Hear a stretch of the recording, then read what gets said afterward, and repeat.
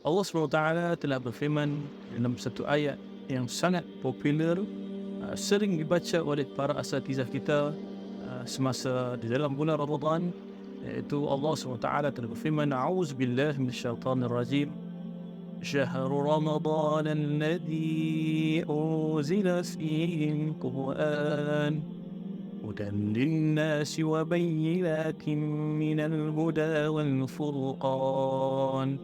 Apa maksudnya?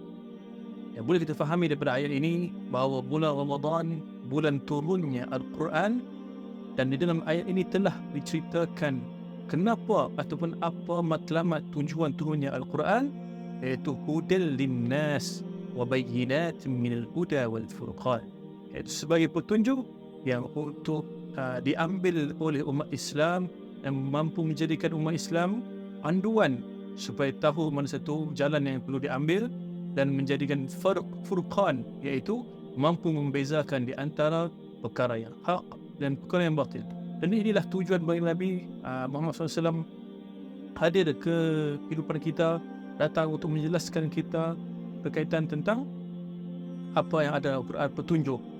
Jadi petunjuk Al-Quran ini untuk kita amal dan ambil dalam kehidupan kita, dan semestinya bila berkait dengan Al-Quran, tak dapat kita lari dengan petunjuk daripada baginda Nabi Muhammad SAW. Bagaimana penceritaan Al-Quran itu disusuk tu baginda Nabi, dan dalam hadis Nabi sebut antara tujuan Nabi diketengahkan hadir dalam umat Islam liutammima makarimal akhlak, untuk menyempurnakan akhlak terbaik kepada masyarakat Islam itu sendiri.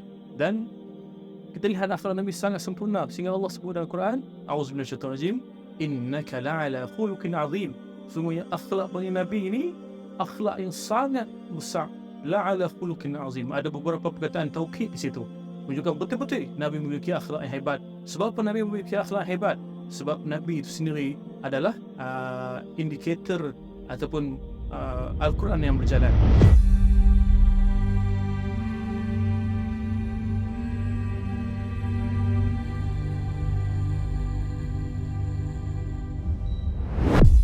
Sungguhnya dalam hadis Nabi telah sebut bahawa adabani Rabbi fa ahsana ta'dibi.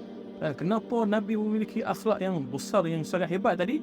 Kerana adabani Rabbi, yang telah mentarbiah bagi Nabi ini melalui wasitah Jibril.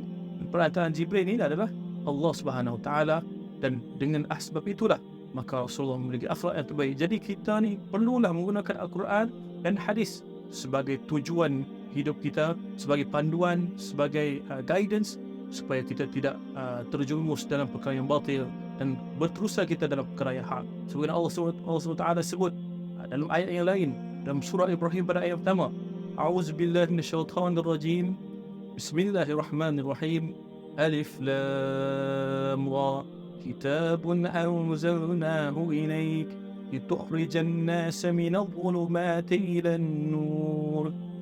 Jelas sebut ayat ini, mafhum dia bahawa Al-Quran ini sebagai petunjuk untuk tujuan apa? Litukhrija, untuk mengeluarkan an-nas, manusia, minadh dhulumati ilan nur, daripada kegelapan kepada cahaya.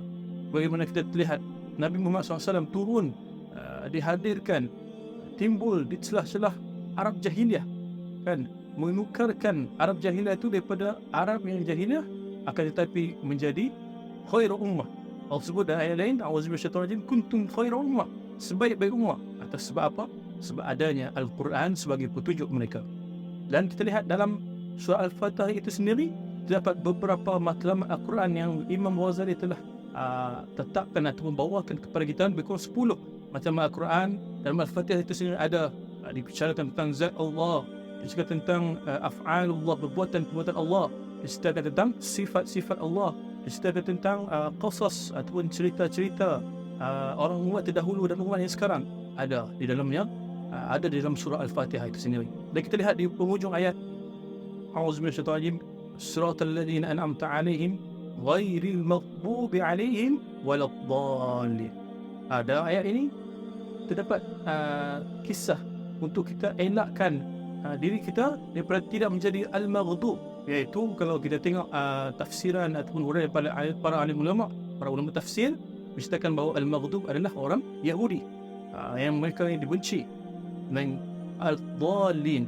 Itu siapa? Merujuk kepada Nasrani. Jadi inilah petunjuk Al-Quran memberi panduan kepada kita, huda, petunjuk kepada kita untuk kita tak jadi al-maghdub, tak jadi perangai Yahudi yang mana mereka ni ada ilmu tapi ilmu mereka salah guna.